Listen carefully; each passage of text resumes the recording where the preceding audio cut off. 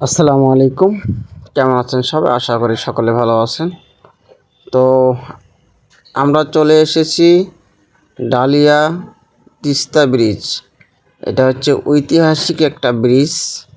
এখানে কপাট আছে অনেকগুলো, আর কত আছে আমি অনেকে বলে যে 52 নাকি কতটা কপাট আছে এখানে, যেখানে মানুষ দেখার জন্য অনেক দূর দূরান্ত থেকে এই ব্রিজটাকে দেখতে চলে আসে। তো আমি যেহেতু ঘুরতে ভালোবাসি, ঘোরাঘুরি আমার অনেক পছন্দের, তাই আর মন চলে এসেছে, মন চাইলো যে ঘুরে আসি। আমাদের যে কথা সেই কাজ। আমরা এখন চলে এসেছি সেই ঐতিহাসিক ব্রিজ, তিস্তা ডালিয়া ব্রিজ। তো এখানে যে কেউ আসলে তার মন মুগ্ধ করে নেবে। তো আমরা যেহেতু বাইকে করে চলে এসেছি, আমরা ফুল ভিডিও সবাই দেখতে থাকবেন। আমরা দেখাবো এই ব্রিজটা কত দূর এবং দৈর্ঘ্য প্রস্থ কতটুকু, আমরা সব A to Z আমরা দেখানোর চেষ্টা করতেছি। তো আমরা আছি এখন বাইকে। তো এদিক সেদিক দিয়ে মানুষ যাতায়াত করতেছে। আর বাম পাশে যে দেখতেছেন এগুলো হচ্ছে কপাট। এগুলো যখন বিশাল পানি হয়, অনেক পানি হয়, তখন হয়তো বা এরা মন চাইলে বন্ধ করে দেয়, না হলে খুলে দেয়। যাই হোক, এখন যেহেতু সেরকম পানি নেই, পানি না থাকার কারণে সেরকম একটা ভালো লাগতেছে কি না আমি জানি না। তবে যখন এখানে অনেক পানি হয় তখন দেখতে অনেক ভালো লাগে এবং অনেক মানুষ এখানে অনেক দূর দূরান্ত থেকে দেখতে আসে এই ডালিয়া তিস্তা ব্রিজ। তবে আমাদেরও মন ছুটে এসেছে এই তিস্তা ডালিয়া ব্রিজ দেখতে, আমরাও চলে এসেছি।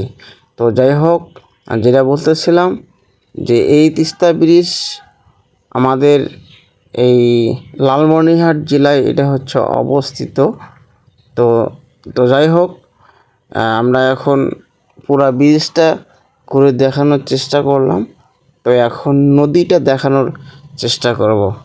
এখানে অনেক ছোট একটা গেট, এই গেট দিয়ে অনেক মানুষ যাতায়াত করে। এখানে বাইক রাখার গ্যারেজও আছে। এখানে যারা নিরাপত্তায় বাইক রাখতে চান, তবে এখানে বাইক সুন্দরভাবে নিরাপত্তায় রাখতে পারবেন। যেহেতু আমরা বেশিক্ষণ ওয়েট করব না, তো আমরা তাড়াতাড়ি চলে যাব, এই জন্য আমরা গ্যারেজ করলাম না। যাই হোক, এই দূর থেকে দেখা যাচ্ছে তিস্তা ব্রিজটা কত বড় এবং কতগুলা কপাট আছে। হ্যাঁ, তো এখন যেহেতু সেরকম পানি নেই, পানি না থাকার কারণে শুকনো হয়ে গিয়েছে। আমরা দেখতে পাচ্ছি যখন অনেক পানি যখন হয় তখন অনেক সুন্দর লাগে, অনেক ভালো লাগে এবং অনেক দূর দূরান্ত থেকে মানুষ এখানে দেখতে আসে। তো এখন যেহেতু চর বালা পড়ে আছে, যাই হোক, এখানে যারা স্পিড বোটে চড়তে চান, তবে আমরা এখানে কথা বলেছি, একটা পাক দিবে, এখান থেকে ঘুরে নিয়ে আসবে। মনে হয় আমাদের কাছে 60 টাকা চেয়েছিল। তো যাই হোক, যেহেতু এগুলোতে আমরা অনেক আগে উঠেছিলাম, সেরকম মন চাইনি, তাই আমরা এই স্প্রিং বোর্ডে উঠিনি। তো যাই হোক, যারা আসতে চান বা দেখতে চান, এই ব্রিজটা কখনও দেখেননি বা যারা দেখেছেন, পানি হলে আসবেন। তো আমি এই নদীতে নেমেছিলাম, দেখতেছিলাম আসলে কেমন লাগে। মনটা চেয়েছিল যে গোসল করি, কিন্তু দুঃখের বিষয় আমাদের কাপড় না নেওয়ার কারণে আমি গোসল করতে পারিনি। সেরকম এখানে গোসল করতে আসলে আপনাকে সেভাবে প্রস্তুতি নিতে হবে, সেভাবে প্রস্তুতি না নেওয়ার কারণে আমরা গোসল করতে পারিনি। তো যাই হোক, ব্রিজটা দেখে আমাকে অনেক ভালো লেগেছে, অনেক অনেক। যাদের ভালো লাগবে, আমি আসলে খুশিতে আত্মহারা যে আসলে এত সুন্দর ব্রিজ করেছে। তো যাই হোক, যাদের ভালো লাগবে অবশ্যই এরপরে আসবেন এবং যাদের গোসল করার ইচ্ছা সেই প্রস্তুতি নিয়েই আসবেন। এখানে গোসল করার অনেক সুন্দর ব্যবস্থাও আছে, তবে আপনারা করতে পারবেন। তো যাই হোক, আমি কথা বলতেছিলাম যে আসলে এই ব্রিজটা কী জন্য করা হয়েছে।